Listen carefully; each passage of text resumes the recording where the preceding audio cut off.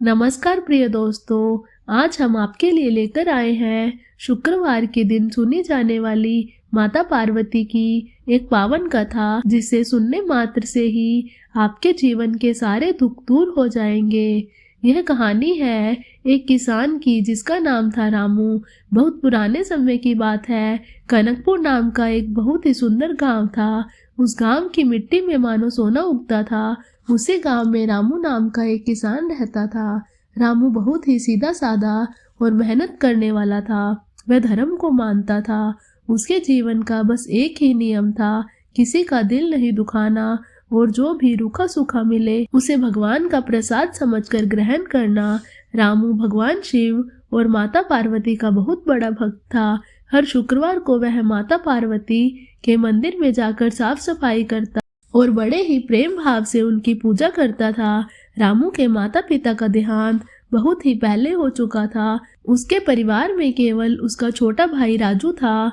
रामू ने राजू को अपने बेटे की तरह पाला था। उसने खुद कभी अच्छे कपड़े नहीं पहने, लेकिन राजू की हर इच्छा पूरी की। रामू सोचता था कि मेरे माता पिता तो नहीं रहे, अब इस छोटे भाई का सहारा मैं ही हूँ। अगर मैं इसे किसी चीज की कमी होने दूंगा तो मैं खुद को कभी माफ नहीं कर पाऊंगा। दोनों भाइयों में इतना प्रेम था कि गांव के लोग उनकी मिसाल देते थे। लोग कहते थे, भाई हो तो रामू जैसा। रामू के पास पुरखों की थोड़ी बहुत जमीन थी, जिस पर वह दिन रात मेहनत करता था। उसकी मेहनत और माता पार्वती की कृपा से उसके खेत हमेशा हरे भरे रहते थे। समय का पहिया अपनी गति से चलता रहा। जब राजू बड़ा हुआ तो रामू ने बड़ी धूमधाम से उसकी शादी करवा दी। घर में नई बहू के आने से खुशियां और बढ़ गई। रामू अपनी भाभी को भी अपनी बेटी समान ही मानता था। सब कुछ बहुत अच्छे से चल रहा था। रामू खेत में मेहनत करता और राजू घर के कामकाज और बाहर का सौदा सोला देखता था। लेकिन कहते हैं ना कि जब समय अच्छा चल रहा हो तो किसी न किसी की बुरी नजर लग ही जाती है। उस गांव में गिरधारी नाम का एक सेठ रहता था। वह बहुत ही अमीर था, लेकिन वह जितना अमीर था उससे कहीं ज्यादा लालची और कपटी था। उसे गांव के भोले भाले किसानों की जमीन हड़पने की बहुत बुरी आदत थी। वह लोगों को ब्याज पर पैसे देता और फिर धीरे धीरे उनकी जमीन अपने नाम करवा लेता था। गिरधारी सेठ की नजर बहुत दिनों से रामू और राजू के उपजाऊ खेतों पर थी। वह जानता था कि रामू की जमीन गांव में सबसे अच्छी जगह पर है और वहां की फसल भी सबसे शानदार होती है। गिरधारी सेठ कई बार रामू के पास आया और बोला, क्यों रामू, तुम इतनी मेहनत करते हो फिर भी कच्चे मकान में रहते हो। यह जमीन मुझे बेच दो, मैं तुम्हें मुंह मांगी कीमत दूंगा। तुम शहर जाकर कोई बड़ा व्यापार कर लेना। लेकिन रामू हर बार हाथ जोड़कर मना कर देता। वह कहता, सेठ जी, यह जमीन मेरी माँ है, मेरे पुरखों की निशानी है। इसे बेचकर मैं शहर में क्या करूँगा। मुझे अपने गांव और अपनी खेती से बहुत प्यार है और फिर मेरे पास माता पार्वती का दिया सब कुछ है। मुझे और पैसों का लालच नहीं है। रामू की बातें सुनकर गिरधारी मन ही मन जल भुन जाता था। उसे समझ आ गया था कि रामू को पैसों का लालच देकर जमीन हथियाई नहीं जा सकती। उसने सोचा कि अगर सीधी उंगली से घी न निकले तो उंगली टेढ़ी करनी पड़ती है। गिरधारी सेठ बहुत चालाक था। उसने देखा कि दोनों भाइयों में बहुत ही प्रेम है और जब तक यह दोनों एक है तब तक इनकी ताकत को तोड़ना मुश्किल है। अगर इस जमीन पर कब्जा करना है तो पहले इन दोनों भाइयों को अलग करना होगा, इनकी एकता को तोड़ना होगा। बस इसी बुरे इरादे से गिरधारी ने अपनी चाल चलनी शुरू कर दी। वह जानता था कि राजू अभी उम्र में छोटा है और उसे दुनियादारी की इतनी समझ नहीं है। साथ ही राजू के मन में अमीर बनने का सपना भी था, जिन्हें गिरधारी ने भांप लिया था। एक दिन जब रामू खेत पर काम कर रहा था तब गिरधारी सेठ ने राजू को रास्ते में रोक लिया। गिरधारी ने बड़े ही प्यार से अपनी बातों में शहद घोलते हुए राजू से कहा, अरे राजू भाई, तुम यहाँ पैदल क्यों जा रहे हो? तुम तो गांव के इतने प्रतिष्ठित किसान के भाई हो, तुम्हें तो गाड़ी में घूमना चाहिए। राजू ने सादगी से जवाब दिया, अरे सेठ जी, हम तो साधारण किसान हैं, हमारे पास गाड़ी कहाँ से आएगी? हम तो अपनी मेहनत की कमाई खाते हैं। गिरधारी सेठ ने मौका देखकर अपनी चाल चली। वह बोला, भोले हो तुम राजू, तुम बहुत भोले हो। तुम दिन रात मेहनत करते हो, लेकिन उसका सारा फायदा तो तुम्हारा बड़ा भाई रामू उठा रहा है। गांव में सब लोग रामू की तारीफ करते हैं। सब कहते हैं रामू बहुत मेहनती है, रामू बहुत धर्मात्मा है। तुम्हारा नाम तो कोई भी नहीं लेता। और तो और घर की सारी तिजोरी की चाबी भी तो रामू के पास है। तुम्हें क्या मिलता है? बस 2 वक्त की रोटी और पहनने को कपड़े। राजू को सेठ की बातें थोड़ी अजीब लगी, लेकिन उसके मन में एक हल्का सा सवाल उठ गया। उसने कहा, नहीं सेठ जी, आप गलत सोच रहे हैं। भैया मुझे बहुत प्यार करते हैं, वो मेरे पिता के समान है। गिरधारी जोर से हंसता है और बोलता है, अरे पगले, पिता समान होना और पिता होने में बहुत फर्क होता है। अभी तुम बच्चे हो, इसलिए तुम्हें समझ नहीं आ रहा। कल को जब तुम्हारे बच्चे होंगे तब तुम क्या करोगे? क्या तब भी तुम अपने भाई के आगे हाथ फैलाओगे? रामू तो चालाक है, वह संतों जैसा बनने का दिखावा करता है। तुम्हारे हाथ में तो कुछ भी नहीं है। अगर उसने तुम्हें घर से निकाल दिया तो तुम कहाँ जाओगे? गिरधारी की इन जहरीली बातों का असर राजू पर धीरे धीरे होने लगा। जो राजू कल तक अपने भाई पर जान छिड़कता था, अब उसके मन में शक का एक छोटा सा बीज बो दिया गया। गिरधारी ने जाते जाते एक और बात कही, देखो राजू, मैं तो तुम्हारा भला चाहता हूँ। तुम जवान हो, समझदार हो, अपना हक मांगना कोई बुरी बात नहीं होती। अगर तुम चाहो तो मैं तुम्हारी मदद कर सकता हूँ। तुम अपना हिस्सा अलग कर लो, फिर देखना तुम भी मेरी तरह सेठ बन जाओगे। तुम्हारे पास भी बड़ा घर होगा, नौकर होंगे। राजू उस दिन घर तो आ गया, लेकिन उसका मन बहुत अशांत था। रात को खाते वक्त वह बार बार रामू की तरफ देख रहा था। रामू ने बड़े प्यार से राजू से पूछा, क्या हुआ राजू, आज तू बहुत चुपचाप लग रहा है। तेरी तबीयत तो ठीक है ना? राजू ने नजरें चुराते हुए कहा, नहीं भैया, सब ठीक है, बस काम की थकान है। लेकिन उसके दिमाग में गिरधारी सेठ की बातें घूम रही थी। उसे अब रामू का प्यार भी दिखावा लगने लगा था। उसे लगने लगा कि शायद सेठ सही कह रहा है, मैं जीवन भर बस भाई की नौकरी ही करता रहूंगा। क्या मेरा अपना कोई वजूद नहीं होगा? अगले कुछ दिनों तक गिरधारी सेठ लगातार राजू से मिलता रहा। वह जब भी मौका मिलता राजू के कान भरता। वह उसे बताता कि कैसे शहर के लोग मजे कर रहे हैं और राजू यहाँ गांव में सड़ रहा है। धीरे धीरे राजू का व्यवहार बदलने लगा। अब वह रामू से ठीक से बात भी नहीं करता था। खेत के काम में भी उसका मन नहीं लगता था। वह घर में छोटी छोटी बातों पर छानने लगा था। रामू को समझ नहीं आ रहा था कि अचानक उसके हंसते खेलते भाई को क्या हुआ है। एक शाम की बात है, शुक्रवार का दिन था। रामू माता पार्वती के मंदिर से पूजा करके लौटा था। उसके हाथ में प्रसाद था। उसने घर में आकर राजू को आवाज दी, राजू, और राजू देख, आज माता रानी का कितना सुंदर श्रृंगार हुआ है, यह ले प्रसाद खा ले। लेकिन आज राजू का रूप कुछ और ही था। वह आंगन में खाट पर बैठा था और उसके चेहरे पर गुस्सा साफ दिखाई दे रहा था। उसने रामू की तरफ देखा और प्रसाद लेने से मना कर दिया। उसने कड़े शब्दों में कहा, भैया, मुझे प्रसाद नहीं चाहिए, मुझे आज आपसे एक जरूरी बात करनी है। रामू घबरा गया। उसने ऐसा रूप राजू का पहले कभी नहीं देखा था। उसने पूछा, क्या बात है राजू, तुम मुझसे किस बात पर नाराज हो? राजू खड़ा हुआ और बोला, भैया, बात गलती की नहीं है, बात हक की है। मैं अब अपने लिए जीना चाहता हूँ। मैं अब बच्चा नहीं हूँ, मेरी शादी हो गई है। मुझे अब अपना हिस्सा चाहिए, इस घर का बंटवारा चाहिए। बंटवारा, यह शब्द रामू के कानों में पिघले हुए शीशे की तरह पड़ा।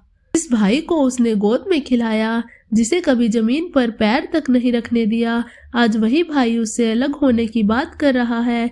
रामू की आंखों से आंसू की धारा बह निकली। वह दौड़कर राजू के पास गया और उसके कंधे पर हाथ रखकर बोला, तू यह क्या बोल रहा है राजू? बंटवारा? अरे यह सब तो तेरा ही है, मेरा क्या है? मैं तो बस इस घर का रखवाला हूँ। तेरे और मेरे बीच में यह दीवार क्यों खड़ी कर रहा है? तुझे किसने बहकाया है? लेकिन राजू पर तो गिरधारी सेठ की बातों का जादू चल चुका था। उसने रामू का हाथ झटक दिया और बोला, देखो भैया, अब मैं आपकी मीठी बातों में नहीं आने वाला।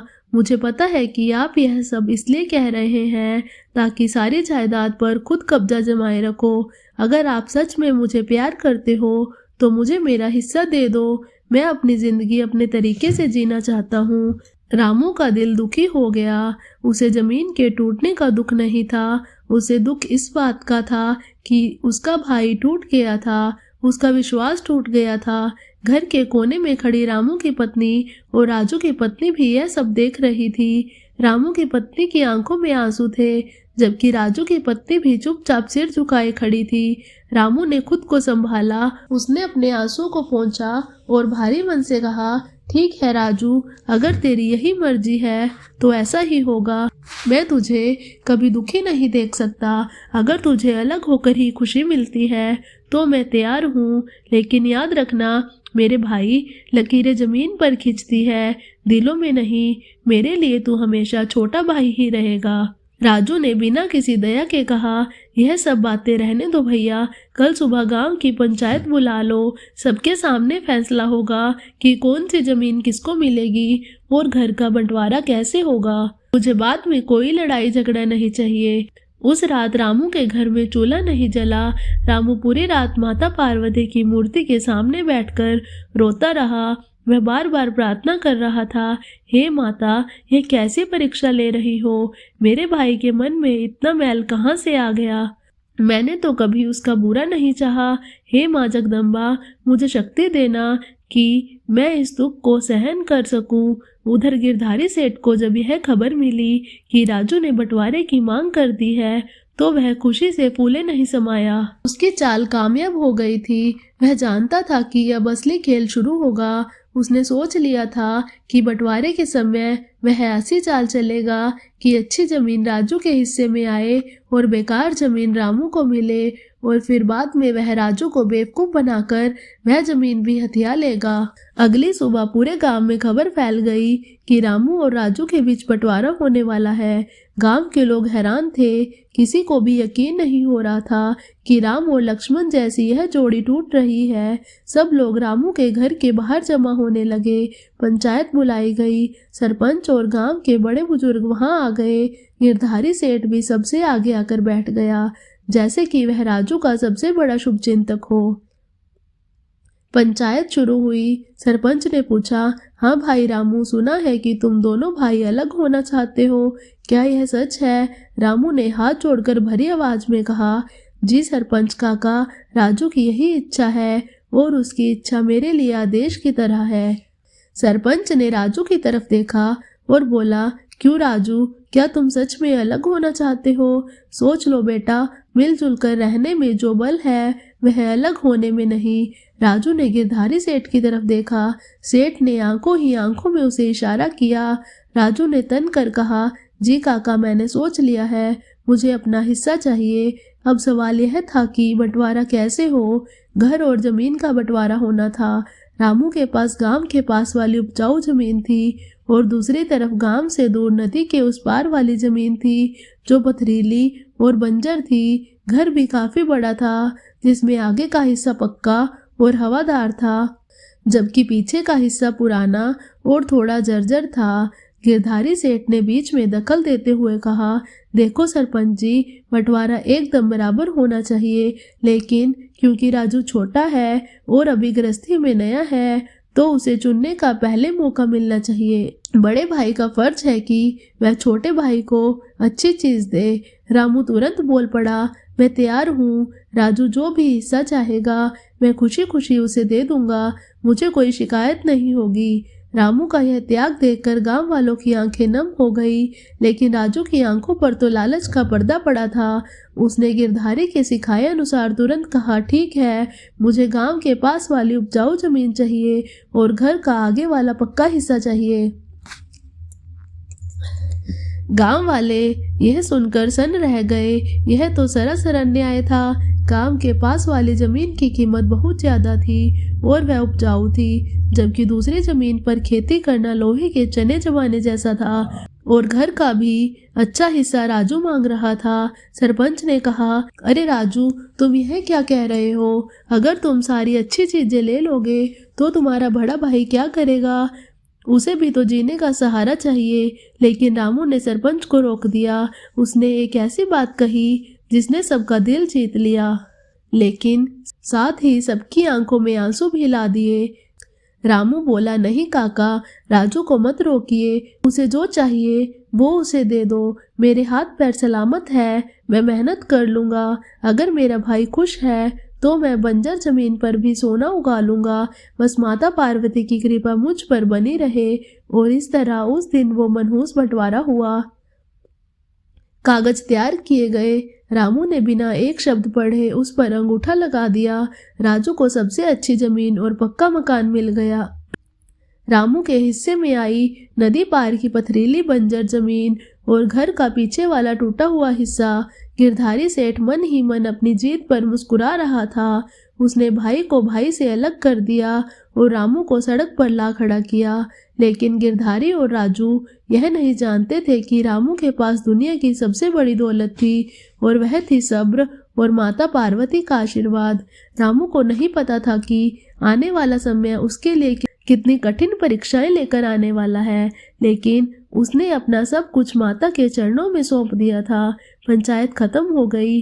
गांव के लोग अपने अपने घर चले गए, लेकिन उनकी जुबान पर बस एक ही चर्चा थी कि कैसे एक भाई ने दूसरे भाई के साथ इतना बड़ा अन्याय किया।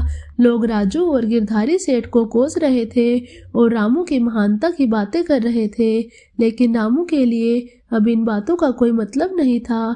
फैसला हो चुका था और रामू ने उसे पूरी तरह से स्वीकार कर लिया था। सूरज ढलने लगा।